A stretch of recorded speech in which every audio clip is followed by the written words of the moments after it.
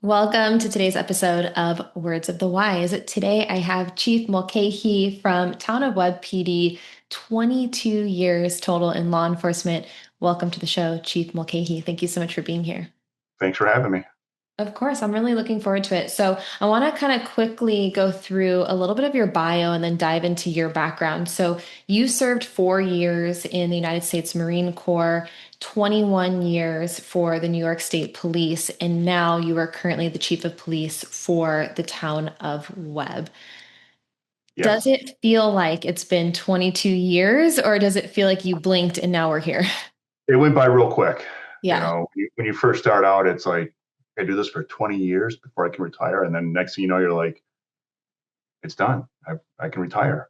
So yeah, it does go by quick. It goes by a lot quicker than you think. When you look back on your career, what do you think is your biggest achievement that you're most proud of today? I've always stayed true to myself.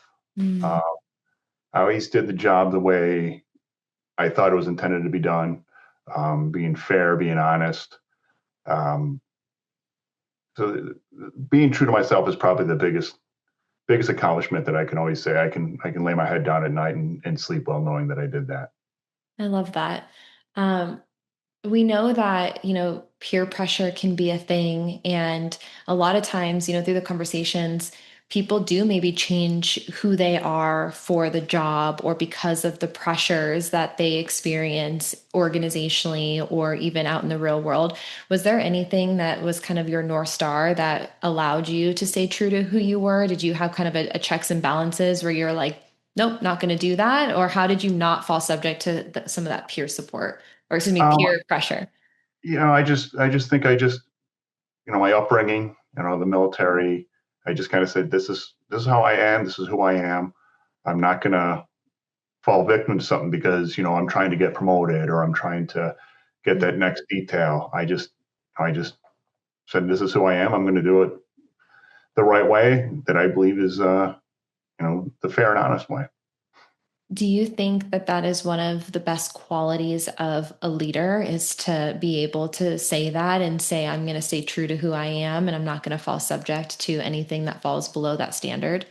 I think so. Yeah, that's huge. I mean, just be there and be honest, be fair, and to stay true to your true north. That's what I Yeah, always say. I love it.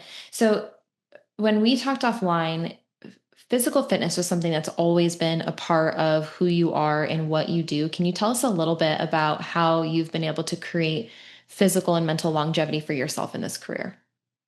Physical fitness. Yeah, it's been huge. Police work is never it's sometimes not a pretty job. You have to get into some scuffles, and um, so I started out, in the Marine Corps. It was strong physical fitness, running, push-ups, all that stuff.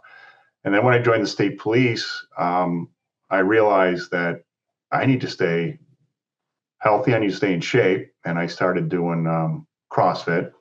And and I always told myself, look, I might lose a fight because I'm not a good fighter, but I'm not going to lose a fight because I'm out of shape. Mm. And I looked at a lot of the guys I work with, and you know, we eat bad, we sleep bad. Um, I always make the joke of, you see, firemen have calendars. We don't. Police department, because we're never in shape. We're always eating poorly and all that stuff. So I made it a point to really focus on physical fitness. It's interesting, and I'd love your perspective on this, is, we see at an academy level, and almost every chief I talk to says, like, at the academy, best shape of your life, right? You like that is your job is to train, and you Mhm. are physically super fit when you graduate from the academy. And then you enter into your agency, and there's no required or, Nothing. mandatory sort of physical fitness. And this is where we start to see those challenges creep in, right? When your sleep isn't bad, we're not eating that great. And then we start to see what the result of that looks like in the sense of injuries and maybe people gaining weight. What do they call it? It's not like the freshman 15, but it's something like that. Something similar, yeah. Yeah, they're like in the first year or two, you're going to gain 20 pounds or, and so these are the conversations. what is maybe your message in this space, for anyone who maybe has the comment of like, oh, well, I don't have time, or, maybe there isn't a physical standard that is requiring them to do that. How do you keep people motivated to take care of their own wellness? There's time. You just got to find it. You got to be disciplined to do it. I mean, I would wake up at 3 o'clock in the morning and go run 6, 7 miles, or I'd go to the gym at 4 o'clock in the morning. So you're going to sacrifice some time with either family or some sleep. And I took sleep as my sacrifice because when I got home from work, we worked 12-hour days in the state police. When I got home from work, it was my family time. And then I'd go to bed and then I'd say, you know what, I'll sacrifice my sleep and I'll wake up early and I'll go do my physical fitness. Mm. And really that prepared me for the day because I was awake, I was alive, I was feeling good, I was ready to go. I wasn't, tired and slow. So I always tell people, and more than nothing, just go out there and do something. It doesn't have to be a great workout. There's plenty of days where I'll go out there and run and I'll get out there and I'll be like, oh, this is horrible. And I might just walk the rest of the way because I Mhm. just don't feel it. But at least it's something. It's more than nothing, I always like to say. Yeah, I like that you said that there's always going to be a little bit of sacrifice, and I think that that's true. But the word that stuck out was discipline. And I always tell everyone, and you're exactly right, just do something. Something's Mm-hmm. better than nothing. But it's about the discipline that's going to create the consistency, right? Yes. Because if we lean on motivation, when that alarm clock goes off for you at 3 o'clock and the 3:30 in the morning, I'm sure that like there's that internal dialogue that doesn't feel motivated, and if every time you listened to that voice, it's like, oh, I don't want to do it, then you would Mhm. never do it, And so Right. it's about taking action and creating habits that are going to be consistent. And then you can build upon those long term. But I had someone recently, and I liked this a lot. They said, you have to plan better. It's just all Yes. about planning. Yes. And I liked that a lot because it does set you up for success. Like if you don't, I'm going to give like a simple example. If you don't prep your meals the night before, then what's going to happen? You're not going Mm-hmm. to have anything that you can take with you. And then you're going to be like, dang it, I don't have any food. So now I have to quickly go to the gas station or go through the grocery store or go to the drive through. If you maybe don't lay your clothes out or pack your clothes the night before, you're going to wake up and that motivation, that voice is going to be like, I don't want to do it. And then you're like, now I have to do this and that. And like, I don't have time. And so there's like this excuse matrix that starts to happen. So if you can have processes where you plan a little bit better and set yourself up for success, then when it is kind of inconvenient and you wake up really early and you don't really want to do it, at least you can just grab your stuff and just do it. It's almost like Right. autopilot because you've Yeah. created the systems that make you successful. Yeah, that was huge. Meal planning was huge for me because I would plan out my week and I'd cook food and have it and I'd have my containers and you always have to be prepared for, you might not have a microwave. So you might not want to make something that you have to warm up. So you just get used to eating cold food and, just sometimes you're going to be uncomfortable, but just push through it and you'll be a better person afterwards. Mm. I had someone really early in my life tell me that I was really bad at being uncomfortable. And it was something that sat with me. It like festered because it bothered me so much that someone would call me out on that and say, you're really bad at being uncomfortable. And I think that sometimes we do get in that space of comfort and Yeah. we are bad about like the uncomfortable or the change or the unknown. And I was just thinking about this today. If you don't become uncomfortable, then you don't give yourself the ability to change for the better, right? And I think we hear this fear of change. And so everyone kind of stays in their comfort bubble. But change isn't always bad. Change can be really good. And if you're not giving yourself the opportunity to change, then you're never, ever going to improve yourself. And so after that person, this was a long time ago. This was probably, I don't know, almost 20 years ago that someone said I was bad at being uncomfortable. And I almost made it my mission to prove them wrong after that. I'm like, I'm just going to become as uncomfortable as I possibly can, as Right. often as I possibly can. I'm curious, because you said that you said to yourself, I might lose a fight because maybe I'm not as good of a fighter, but I'm never going to lose it because I'm out of shape. Was that always your wellness why was performance? Were you always very performance driven and safety driven out on the streets, and that was what kept you going? Yeah, that was my motivator. Yeah. As long as I'm in shape and I can stay in it, then you know, it, I can't argue with myself and be like, I lost that fight because I didn't know jujitsu or something. I always told myself, I have no excuse for not being in shape. Mhm. There's no excuse for it.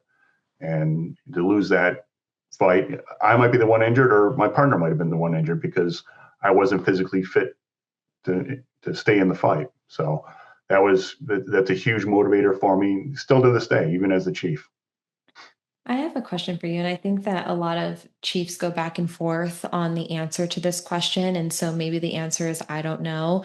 But if we can have these conversations and we can understand that physical fitness is a requirement of this career path. You have to be able to effectively perform the functions of your career, Mm-hmm. some of which are going to be running, some are going to be, tackling, detaining. Like there's a lot of things that you guys have to do that require physical fitness. And if we can have a conversation and understand that it's a part of safety, why do you think that physical fitness is not a requirement I don't or know. mandated? Yeah, I don't know. I just never got my head wrapped around that. Yeah. I in the Marine Corps every year you take two physical fitness tests. Um, for the once you take the police, you get into the academy, you take your physical fitness tests, you pass them, you're good. Mhm. Uh, I just never understood why they don't make it mandatory. I know the state police at one point it wasn't mandatory; it was kind of a reward system. You would take a physical fitness test every year, and based on how you did, you'd get a little extra cash bonus. But eventually, they got rid of that too. And it was like, what are we doing? We're just setting ourselves up for a disaster, really. So I wish I could change it. I wish I could say every year you got to pass the PT test, and it would keep guys motivated and officers motivated to stay in shape. Yeah, I think a lot of people are having those conversations. And I think from what I've gathered, there's maybe a little bit of, and I'm going to use the word lightly, but maybe a little bit of fear that if there is a mandatory requirement, that we're going to lose good people because we know hiring and retention is already a Right. challenge, and so it's like if we make these changes and we make it a requirement, then are we going to lose people? And we can't afford to lose people because we're already short on bodies. And what do we do? And so it's kind of this, I think, cyclical conversation of like what is the cause and effect of everything. But I have talked to some agencies that have started to do more mandatory, and they actually saw, and this could be agency specific. I'm not saying that this is Mm-hmm. right for everybody, but they actually saw an increase. They didn't lose anybody. They had a workup system. So it wasn't like you have to go from 0 to 1,000. And if you don't Right. hit that 1,000, then you're out of there. It was like, how can we slowly create these systems so that we can build everyone up to that standard that we are going to make a requirement eventually? And they saw a lot of really good results. The ROI was really great. They saw, I think, fewer injuries, fewer sick time. They didn't lose anyone, and then they had a lot more interest in hiring because they had sort of that standard. So I thought that that was interesting, and I've only heard one agency that was doing something like that. But I think the conversation is, you know, is this something that should be mandatory? Yes or no? Yeah, and I definitely agree that it should be mandatory, and just getting the powers to be to make that happen is that's a feat in itself. So, especially in New York State. So, Yeah, for sure. I wanted to talk a little bit on the lines of injury prevention because you and I talked about this offline, and I'm curious, why do you think that, and maybe it's just human nature, but why do you think that so many people wait, and this could be from a physical perspective or a mental perspective, but why do you think they wait until there's a problem to deal with the problem? good question because I do that. You do I do that. Um, you know, I think it's just in our minds. You know, we're not broken until we're broken. You Hmm. know, I'm not going to go see somebody until, you know, I physically can't walk anymore. I can't get out of bed. I can't get out of the chair. Mm. Uh, Maybe the fear of, well, if I'm out, then, you know, I got to use my sick time. And, you know, for me, it was losing sick time and also fear of missing out. Mm. I'd like to be on the road. I like to be out there doing stuff, and I didn't want to miss the fun stuff that was going to happen. Yeah. So, but I'm a huge culprit of waiting until I'm broken and then I go get fixed again. I think that that's probably super relatable to a lot of the people who are listening to the podcast because I think that a lot of people are that way. You know, we see it and I could see that. So I had a personal experience with getting injured a long time ago. And it was before I was in this wellness space. But I had broken my foot and I couldn't do what I was doing at the time. And I remember that FOMO, you know, like that just like sitting on the sidelines and being like, dang it, you know, I can't do the things that I want to do. And it looks like everyone's having a great time. And I'm just over here, you know, for 8 weeks or 10 weeks, you know, healing up. And I understand like how that feels. And it's kind of a blow to the ego a little bit too. But I also think that if we start having these conversations, and you and I talked about this a little bit about how you guys are athletes, and I always ask this question when I do presentations. I ask, do you agree with this statement? And the statement is law enforcement professionals are tactical athletes. And everyone says, yes, Yes. we agree with that statement. And I Mm-hmm. say, okay, if we agree with that statement, then we have to start training as if you guys are professional tactical athletes. And if you look at the way that athletes train, they don't wait until someone pulls a hamstring on the field to be like, oh no, now Right. we have to deal with it. There Yeah. is so many proactive, preventative efforts that go into training and taking care of these athletes because you guys are the most valuable asset of the organization, right? The people are the most valuable asset. And how can we protect the assets at all cost? And that's the mentality of these professional sports teams, right? They're like, how can we protect our assets? Because we're spending a lot of money and time and energy into these athletes. We need to make sure that there's longevity. And so I think if we can start to have these conversations of, hey, like, we're not doing this because we think you're weak. We're not doing this because like we think you're broken or you have deficiencies. We're doing this because we want to get longevity and quality of life out of you. You know, we don't want you like hobbling to the end zone. We want you Mhm. sprinting to the end zone. And so, what are the things that we can do in advance for injury prevention, for down regulation? And if you really start to get like nerdy about it, you can dive into some of these really famous professional athletes. You look at Tom Brady, he Right. talks about this all the time. He has coaches for breathing techniques, you know, trying to perform under pressure, you know, and Mm-hmm. all of the rest and recovery things that he does. He talks about yoga. Like there's so many things that he does, and no one looks at Tom Brady, regardless of your opinion of Tom Brady. I know there's a lot of people who like don't like the guy, but you can't look at him and say that he wasn't effective in what he did. He was one of the greatest of all times. Like, you know, if you look at the stats. So I think if we can have that conversation, maybe that'll start to shift the mindset. But what do you think? Yeah. I mean, and definitely, you know, we're athletes. I mean, we're up and we're moving, we're going. You know, the physicalness of this job is huge, but we just don't train for it. And you know, training is time, training is money. Mm, Um, you know, no one, for the most part, none of the officers really enjoy training. Some stuff they go to, yeah, this is great, it was great training. But a lot of the mandatory stuff, you're like, okay, here we go again. Use of force every single year. It's the same thing. mm, Um, you just got to change. We got to change their mindset of, like you said, hey, look, these guys are professional athletes. They train every single day, so they keep on getting paid. They keep on and going. So it's a mindset thing to get them to understand that, yeah, if you're not in shape, if you're not fit, bad things can happen, and up to the point where you might not come back to work again because you broke something. So changing the mindset is the biggest thing that we have to do. Yeah. Yeah. I agree with you. I think that it's always hard to whenever you change something, it's always difficult.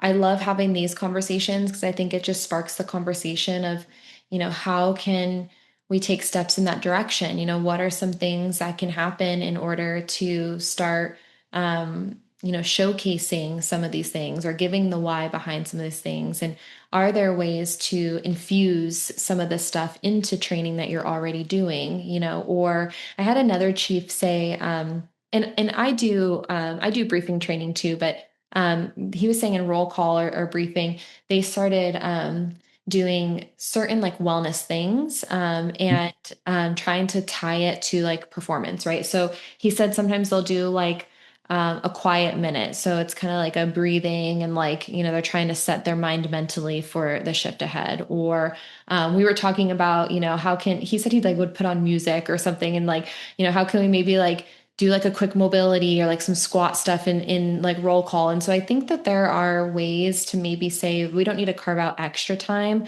but how can we make the time that we are using more effective? And how can we do it in like short, like digestible Right. ways? So it's not like completely in your face of like, all right, guys, like overnight we're changing everything, but like start like infusing small little bite size, habits over time. Right. Yeah. Like maybe like a buy-in when you come into work before you start your shift, 10 push-ups, Yeah. so something like that, and just build on that, but make it fun. That's the biggest thing, is make it fun, not a mandatory, oh, we got to do this again. Yeah. Um, I live by the philosophy, I told when I first got here, I said, let's have fun. Let's work. Let's have a good time. It doesn't need to be oh, here I go back to work again. So, Yeah. yeah, it's a mindset thing, getting everybody to agree and understand that, wellness is a huge part. I mean, I'm a walking example of aches and pains, and, so. Yeah, I agree with you on the fun part. And I think it helps to build like the camaraderie and maybe pulls out the competitive nature of you guys. Mhm. I did an on-site where there was an agency and they were doing it segmented out. So they would have like their dispatch would be a team, and then like their detectives would be a team, and then patrol would be another team. And they were all doing these like competitions with each other. And there's a song that's called Miss Sally Walker. Have you heard of this Mm-mm. song? And it's called Miss Sally Walker, and they were doing this squat challenge. And so it was Oh, like is it bring Sally down? that Bring Sally one. down. Yep. That's what Oh, it I've was. done that. I've done Yeah. that. Oh, yeah. Yeah. And they Yep. were having so much fun. Like I walked into it, right? Like I had no idea what was going on. And I walked in and they're all just like holding a squat, and they're like laughing and they're trying to push each other over. And they had like this leaderboard, like where they're like Xing. And I just think those types of things that like make it fun, but also infuse some sort of wellness into it. And I think that you can be creative with what that looks like. But I thought that that was such a fun environment, and everyone was laughing, and it was just really refreshing to walk into an agency and to see them like really connecting with each other and really trying to focus on how they can bring each other together through wellness. Right. I did want to talk a little bit about leadership. Okay, so maybe I'll ask you this question because I think you had a lot of really great insights into what leadership is, what it means to you. And so what do you think the word leadership truly means? Wow. Weird one for me, because I didn't choose to be a leader.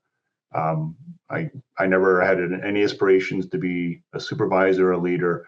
The position just came across from a friend, and I interviewed for it, and it kind of chose me. So leadership to me is just, you know being a person, treating the people that work under you as people. Um, Use common sense approaches to do something. You're no better than anybody else. You're just one of the officers that you know has to keep the bus moving. So yeah, I don't really know how to explain what leadership means to me. It's just I try to be true to myself and be honest with everybody. And we all know what the job is. We all have a job to do. Um, I put my expectations out there, and we move from there. Where did you learn maybe the skills or the philosophy for leadership? Do you feel like you had mentors that helped you along the way, or how were you able to kind of stay grounded? Because that response was one of humility. It was like, hey, like, I'm not better than anybody else, and like, I'm here as a human to help everybody. So, did you learn that from someone, or? It's probably the years of just watching leaders that you know either micromanaged, or they just became a leader, and overnight they changed into this person that you're like, yesterday you were one of us, and now today you're this, excuse my term, jerk, basically, not treating people nicely. And um, so, yeah, I think it just came from, I've had some good leaders that, I looked up to, and always wanted to, you know, have them as a role model. But I never really, took an attachment to anybody. I just kind of did my own thing. Yeah, I think it's really important to have the ability to look around you and identify. And I think we can apply this to a lot of different things. Try to identify what is working and what isn't, and what do you like and what do you dislike. And for you to say, hey, like, I noticed that some people would enter into leadership and they went from being like genuinely who they are and one of us to someone who now, has this different attitude that's maybe not great. And I recognize that I don't want to be that way. And so I think Mhm. that you have to have those moments of like, okay, who do I want to be? When I do enter into that role one day, or if I do enter into that role one day, here's how I would, Right. how I would approach it. And I almost feel like it's almost like reverse psychology or reverse engineering a little bit, because I think that people think that when they enter into a position, I'm going to put this in quotes, a position of power, or a position of leadership, that you have to have all the answers. You have to know everything. You have to have this wall up because now you are at the top of the pyramid, right? And so you have to act or operate a certain way. Right. And that's going to get people to like you and respect you and follow you. But it's actually the opposite that's true. You got to that position obviously for a reason. You got to that position because you are capable and Mhm. you do know a lot of things. But I think that people want to follow other people who they aspire to be like, and who are genuine and authentic and human. You use that word.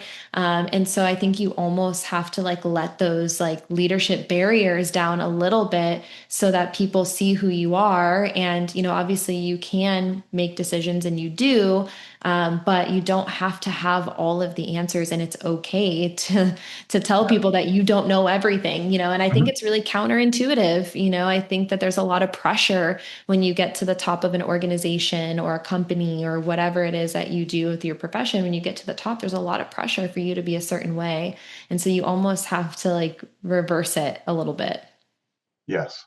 Yeah. And I'll tell them if someone asks me a question, if I don't know the answer, I'll tell them I don't know. I'll try to find an answer for you. You know, you hear a lot of, they'll give you an answer. It might not be right. I've had bosses that would tell me an answer, and I'm like, well, I know that's not right, but they just stick by it. And it's like, you can just tell me that you don't know, and you'll find out for me. That's fine. I respect that. So I do that on a daily basis. If someone asks me something I don't know it, then I'll get them the answer, Mhm. or I'll show them how to find the answer. I like to teach too at the same time, where, you know, have you looked for the answer yourself, or are you just looking for me to give you the answer? So sometimes it's good to have that officer go, well, why don't you go look here to see if you can find it, and I'll see what I can do in the meantime. But Yeah, yeah, definitely being the humility to it is key. for sure. I think that you said this earlier that in maybe certain circumstances, and I think a lot of people can relate to this, that you didn't want to be viewed as weak. Hmm. And I think that a lot of people think that if they don't have the answer, they say, I don't know, then that makes them look weak. And I actually, and maybe I just have a weird brain and like a weird perspective on things, but to me, there's so much strength and courage. Like, I respect it so much more if someone says, I actually don't know, but I'll find out, or let's find out together, or, you know, than for someone to just BS me and then stick to it, knowing that they don't know and knowing that they're wrong. Like, to me, the inability to have humility, the inability to admit when you're wrong or you don't know, that to me is the weakness. Yes. There's so much more strength in the opposite, but then we're so afraid that we like display weakness thinking that it's going to make us look stronger when really I think it makes us look weaker. And Yeah. I'm guilty like of everything that we talk about on here. And I know, you admitted that earlier. Like, there have been times where I've had to learn that the hard way. Yeah. But I think that we have to kind of revisit our definitions of weakness and strength, because I think we've had it wrong. Hmm. Yes. My last question for you before we wrap, and I feel like we could talk for a lot longer, but I know we're butting up on time. For the younger generation, what words of wisdom would you share with them? Maybe if you could go back to your very first day on the job with all the knowledge that you have now, what would you share with them? I'm always going to go with stay true to yourself. That's all you have. You have your name, and that's you want to keep your name good. You don't want to be that guy that that guy is no good. Or so stay true to yourself and make family a priority. Mm, I didn't do that. I sat on the road. I worked crazy hours. I worked an anti-crime unit. You know, and then I got a job as an investigator Monday through Friday, 8 to 5, and I'm like, cool. I get to be home with my family now. Well, my son was 16, going on 17 at the time. He was leaving for college in a year. So I missed all that time. So I tell the officers now, I'm like, make time for your family, stay true to yourself. And that's what I would tell all the new officers coming on. True to yourself, make time for your family. They're a priority. They're going to be there for you when you're retired. Not that the job's going to forget about you within an hour. So that's thank my you. advice to them. Thank you. Thank you so much for coming on here with me today and talking a little bit about wellness and leadership. I really appreciate it. Thank you for having me. Yeah.